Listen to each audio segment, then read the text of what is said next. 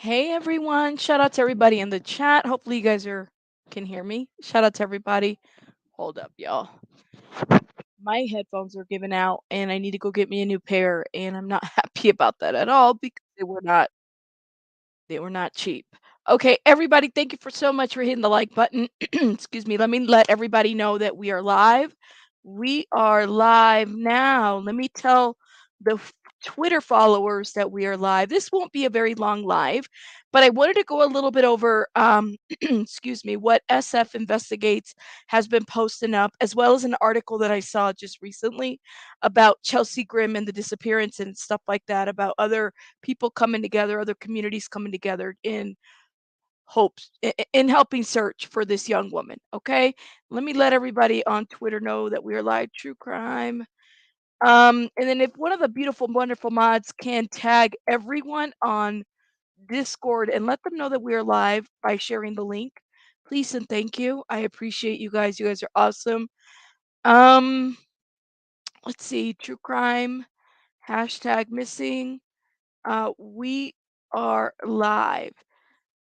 Shout out to everybody. I want to thank SF Investigates again because he hit the link last time we were live and we were talking about Chelsea Grimm and gave us like really, really great kind of updates and, well, at least an insight into the investigation that, many might not necessarily get. You guys know how I am. He is he's a great channel friend. You know what I'm saying? So I appreciate him.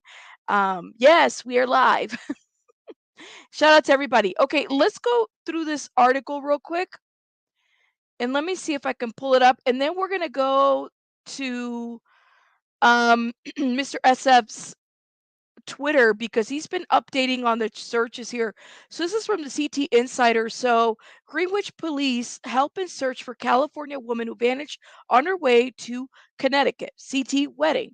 So local police say that they're helping Arizona authorities in the search for a California woman who went missing while on a cross-country trip to a wedding in Connecticut. Police say Chelsea Grimm was reported missing on October 4th, as we all know, after she was last seen in September 28th in Williams, Arizona. I can confirm that Greenwich Police has been contacted by authorities from Arizona and we're assisting them and Grimm's parents in whatever ways we can. This is the Greenwich Police Lieutenant Patrick Smith said. So, Smith declined to provide more information, citing the ongoing investigation. Records show that Grimm's parents have an address listed in Greenwich. Wow.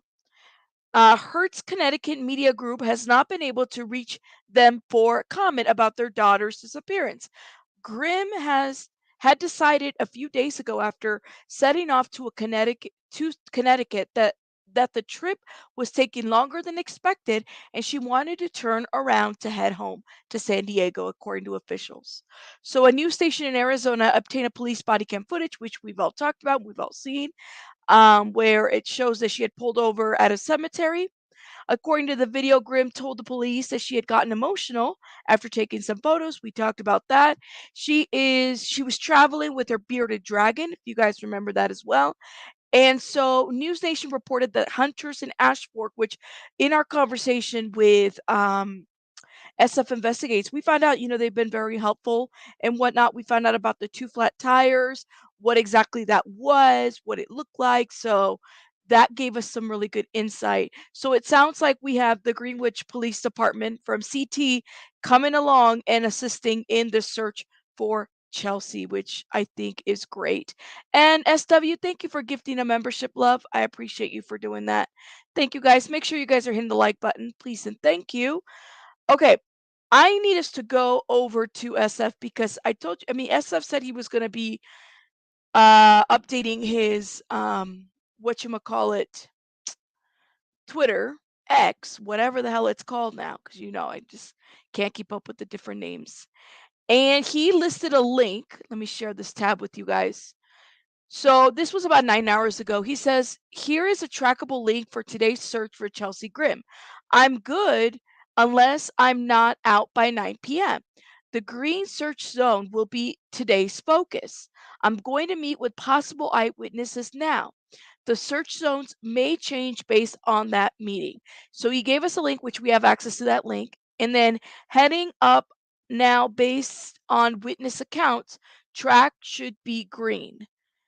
So he's been keeping up to date. Last 12 hours, he said, I want to add that there is not a GoFundMe for the search and rescue efforts for Chelsea Grimm.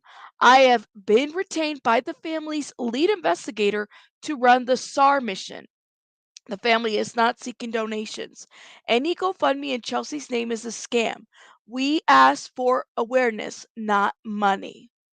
Wow. And so this is what I thought was interesting before we hit the map.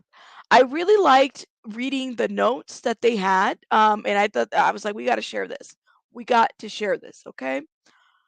SF, put in here in this, excuse me, post, "I'm back in Williams, Arizona," this was earlier today, "to continue the search efforts for Chelsea Grimm. I have learned that there's at least 2 other search groups working in the area. I'm sharing my SAR, loss behavior tactical models, showing statistical areas of probability of locating Chelsea. This data is based off of stats analysis of hundreds of thousands of searches and rescue missions, and this is the model data set used by virtually all law enforcement SAR teams worldwide. Of course, it's only as good as the variables input about the missing person and putting them in the right category. The category I use is despondent, including unaliving. However, we do not believe that this is the motive here." And he writes it in this notes very clearly, by the way. "It's only mentioned in the stats because it's part of the subset of the category. Data is going to be critical in finding Chelsea. Yes, there are models for abductions, but I will exhaust this model before changing the mission tactical brief, unless clear and convincing evidence proves otherwise. Let's hope today is the day." So I thought it was really, really cool that he gave us this, like, I guess, notes brief. Didn't not expect SF to do that, which I thought was amazing, and it kind of gives us a little insight. So let's look into that brief right now. And while we're looking at it, can you guys do me a favor? Please hit the like button, please and thank you. I appreciate all of you. Okay, I'm gonna try to zoom in. Let's see. Hopefully you guys can all see it. He has it in his like handwritten here. Suicide not believed to be motive. Tactical brief. Many survivors walk out on own or are found in structures.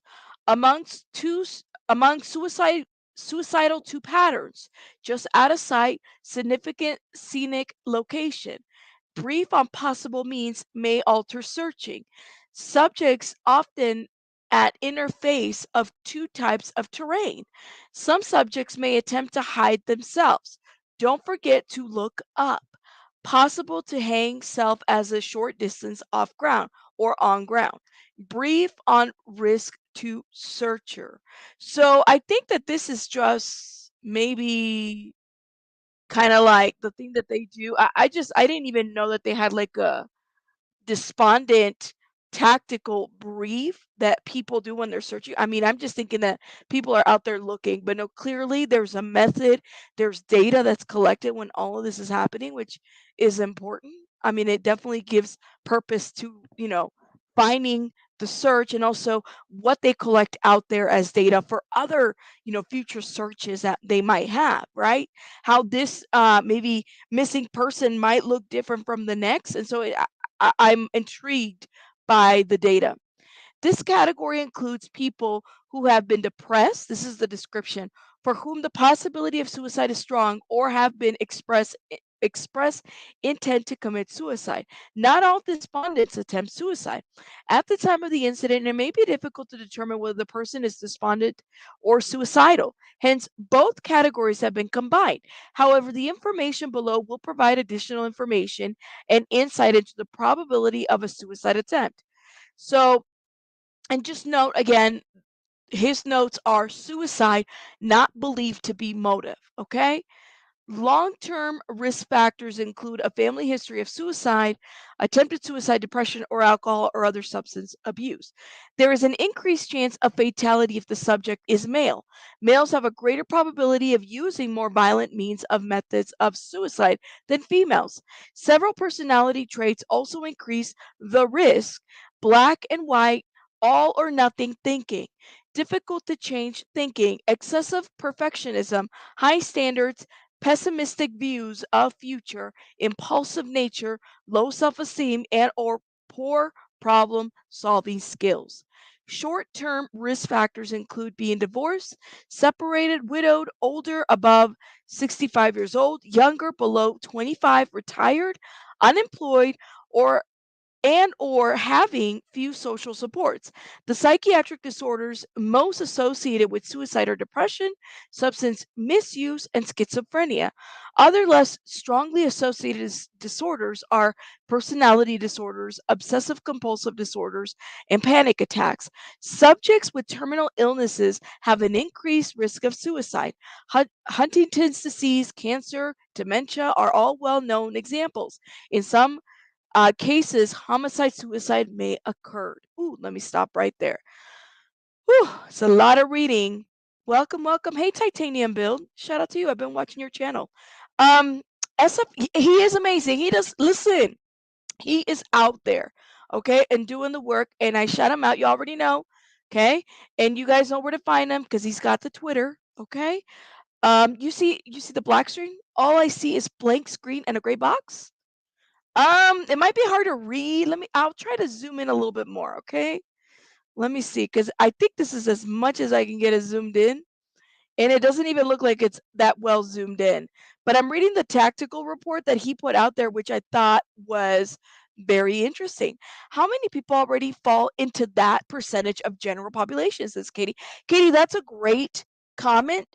I think the only difference is the person like because you're looking at subsets of data, so being missing would probably fall under that category too, right? Like this is just a description of a person that is missing.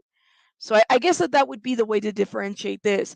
But what I'm saying and what I appreciate is this makes a difference. I'm a data person, okay? I really am. So if I don't know anything about searching, let's just say I go out there and do a search because you know a lot of YouTube channels do that, right? They go out there and they help in the search. Searching is so much more than just getting your channel, going out there by yourself and searching for a person. Let's get it to, let's be real, okay? Because if that is really the mission that you're out there doing, then you really have to know what exactly are you searching for, right? What are some of the things outside of like Chelsea or whatever other missing person there might be out there? It's very important to have a purpose. And what I really, really appreciate, you know, SF using data is because he's not just blindly searching. He knows, all right, this is maybe a subset of a person that is missing, and it falls under maybe this percentage of missing types of people that go missing, right? And I think that this clears it. Somebody with mental health illness specifically, that or somebody who is dealing with dementia or schizophrenia or certain aspects or end of life decisions, those are very specific types of things to be looking for. However, how does that fall in for Chelsea? It might, I don't know, I guess it just varies. We don't know Chelsea's mental health illnesses, right? We don't. We're assuming that that's what she has, but we truly don't know what they are. So I think we have to kind of be mindful of that. The public, parents have not disclosed any of that, but sometimes you kind of have to read between the lines when it comes to such cases, right? Just a thought.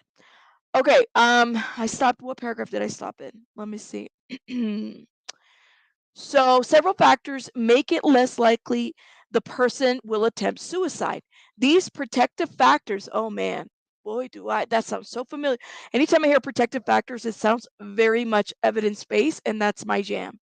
Okay, these protective factors include hopeful outlook on life, currently receiving mental health care, taking care of children under the age of 18, and strong social supports. Immediate factors that may precipitate a suicide attempt are imprisonment or threat of loss or threat of imprisonment, humiliating social events, recent job loss, recent resident moves, recent loss or separation, anniversaries of past deaths or significant losses, work or school problems, and or unwanted pregnancies. Wow, I didn't know unwanted pregnancies was one of them.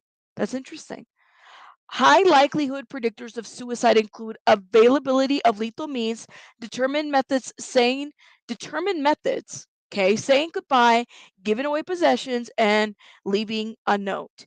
Despondents are most likely to be found on a trail, path, or at their destination. In many cases, they simply walk out. Okay, let me let I so SF highlighted this part. I thought that was interesting. And not that I can't get into the man's brain, but he highlighted specifically despondents are most likely to be found on a trail, path, or at their destination. In many cases, they simply walk out.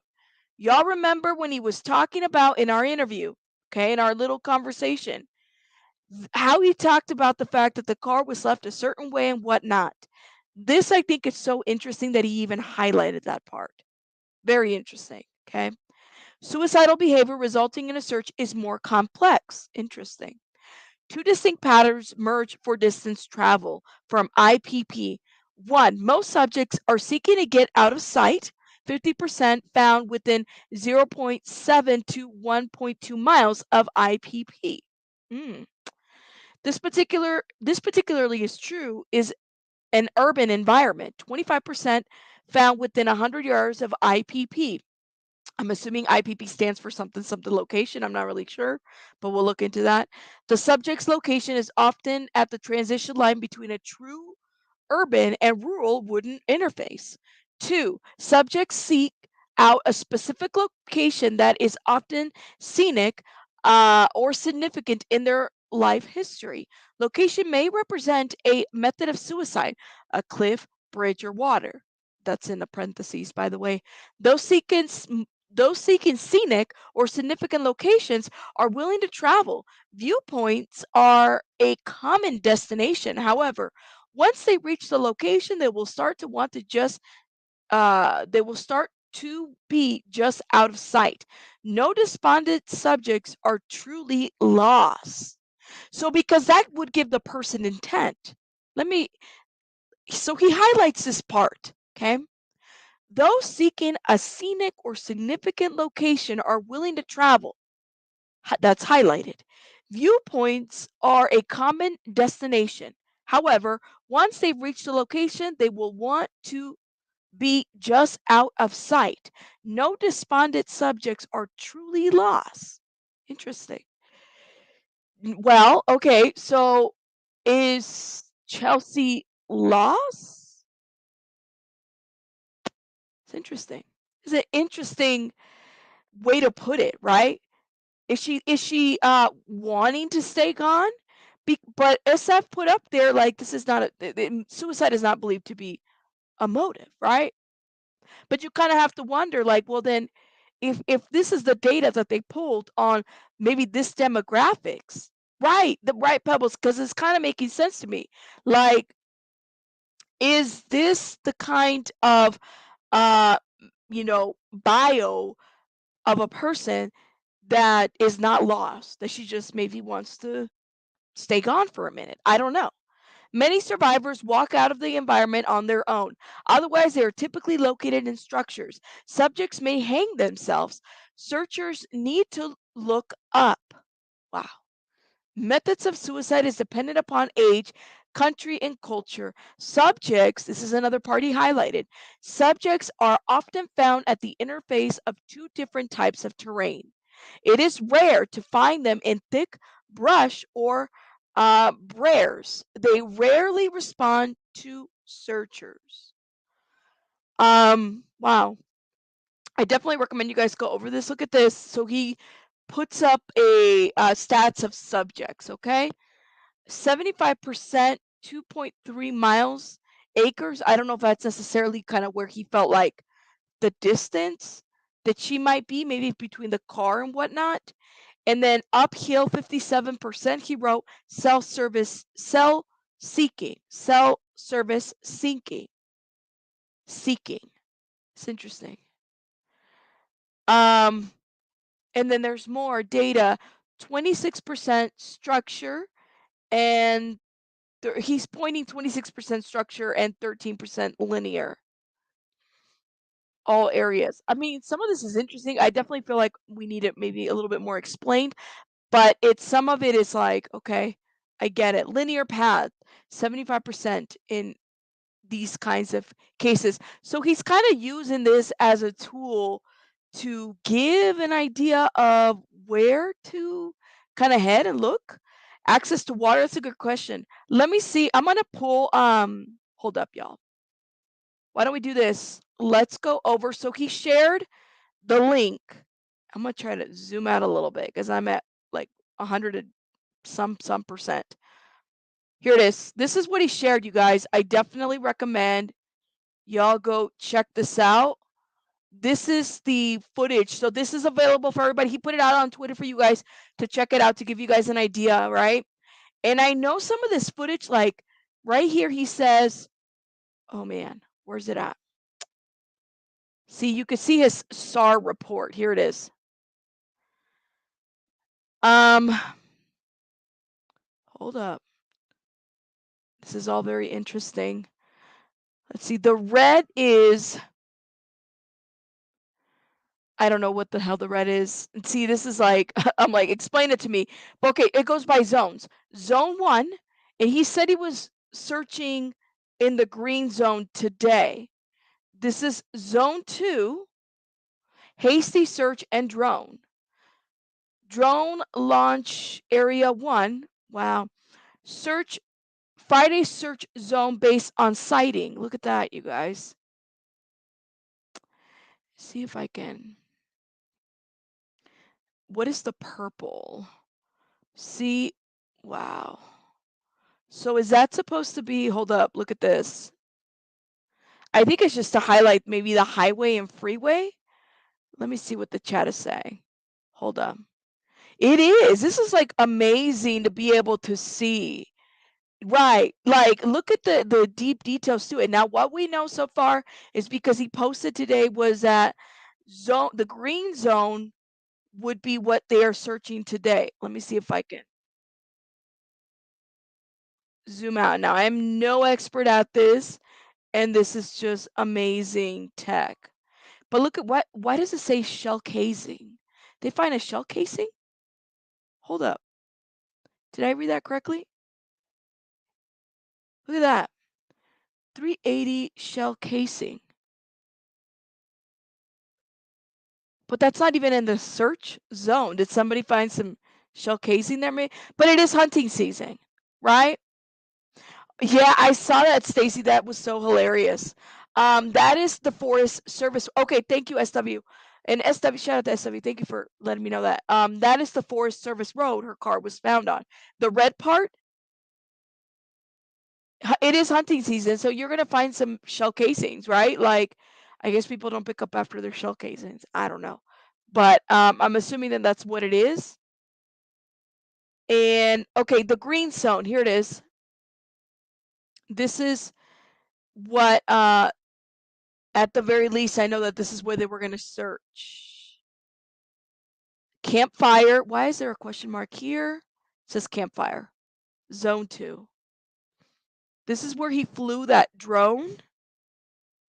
But this is the service road. This is what SW just let us know. Right. It's hunting. If it's hunting season, why hasn't any of the hunters found her? That's a great question. Right? I know this is a really I'm impressed. This is what you call searching, okay? Just saying. This is what you call searching. Actually like doing this kind of technology, aligning yourself with law enforcement and working with law enforcement, and working with the families to help. This is how you do it. Drone search area in case she hiked higher to get cell service. So this is he parked the drone. I mean, he flew that drone over this area too in the blue. And then it's interesting. Hold up. Friday exit plan. What does it say? It says Friday exit plan FS7 to FS125 then out. Friday search zone based on sighting. Yeah, this is the Forest Service road. That it's on purple too. Hold up. Hasty search and drone. I feel like if you click on it, you find something. Zone 3. This is just like, wow. Zone 2. And then the red zone. It's amazing. I had to open an account with them, and it's called Rabbit Blogger. I don't know. I don't know what to call it. This is amazing.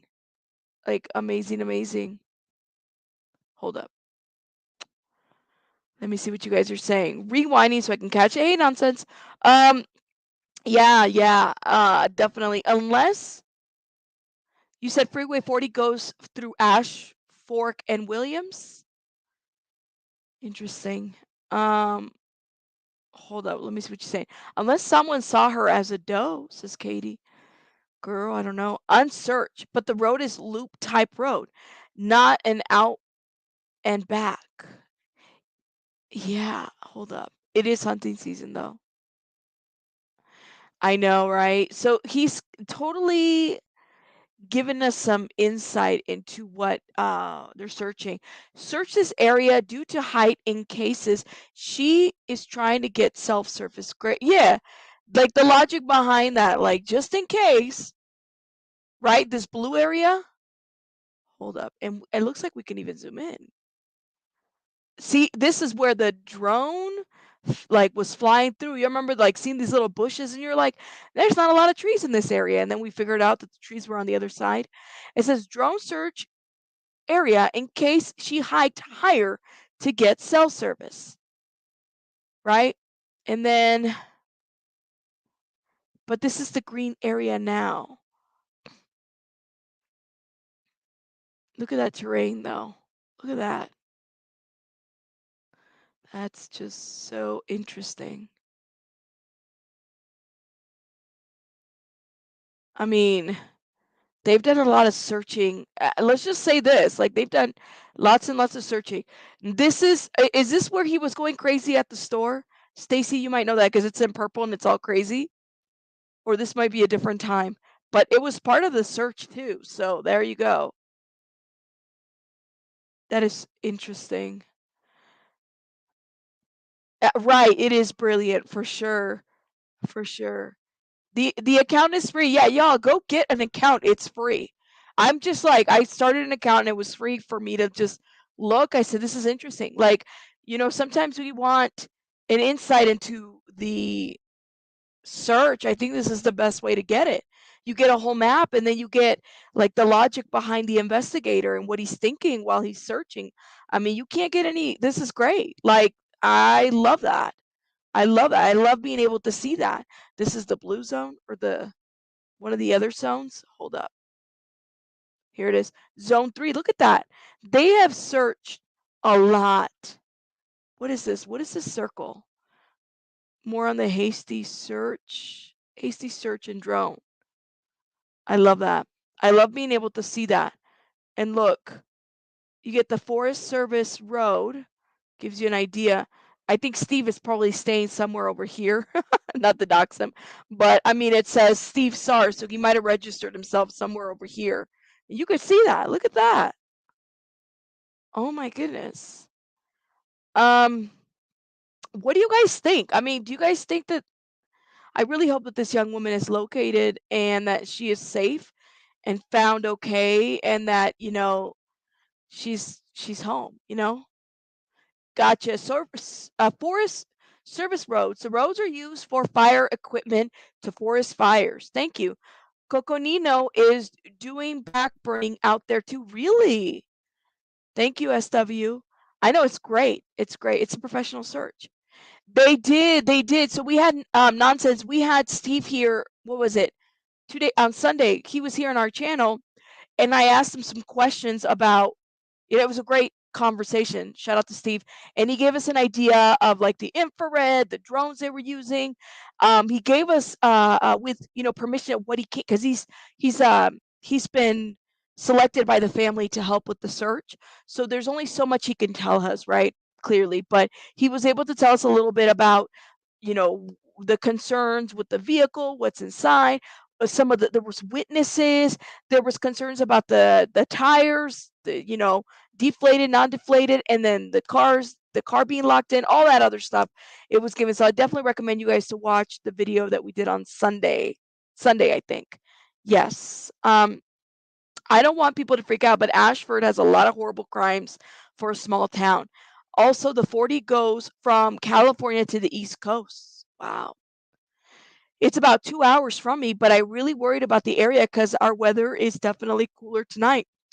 And the area will be a lot colder if she's out there. Yes. Oh my God, nonsense. I forgot you were in that area or at least close to it.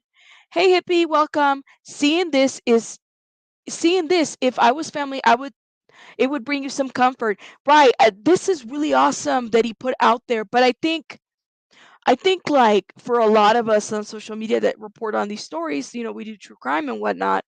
Um, this is giving us a different kind of like insight, right? For sure. I'm confused. Is this the chick who was missing with the beard? Yes, this is the Chelsea. Her name is Chelsea Grimm, and she is missing with her bearded dragon. Correct. I don't believe that the bearded dragon has been located yet.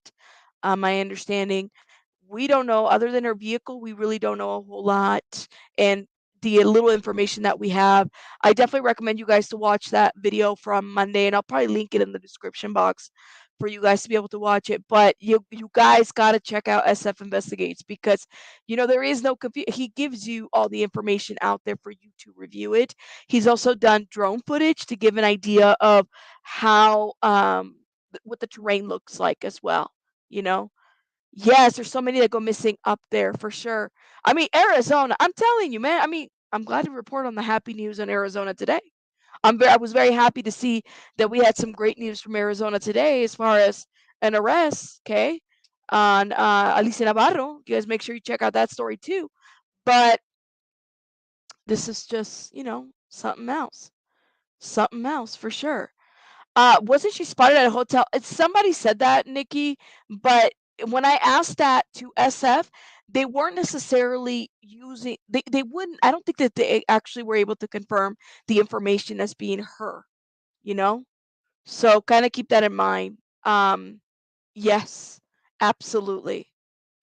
32 to 63, it seems more complicated than just a female mental health counselor camping in her pet. Well, there you go, Katie. There you go. There you go. I know it took them long enough for sure. Um, Let me see what else you guys are saying so I can include these comments. But I just wanted to do a quick little live to tell you guys what SF has been doing. Shout out to him and hopefully we get some good news. I really, really am hoping for some good news in this case. Okay. I'm gonna let you guys go because I was supposed to be on for like 30 minutes. I didn't have a whole lot of time because I gotta go tend to baby bunny. She's not feeling very well, so I'm gonna go tend to her. But let me know your thoughts in the comments as we are, still talking about Chelsea Grimm. If you guys have any information, please report to law enforcement. And if you guys are in the area, I mean, Steve is out there, and I believe people can go out there and volunteer. You just have to DM him. You guys can probably connect and maybe help in the search. You never know. And thank you again, Steve, for all that you do with these cases. I will see you guys on the next one. You guys have a great rest of your night. Rabbits out.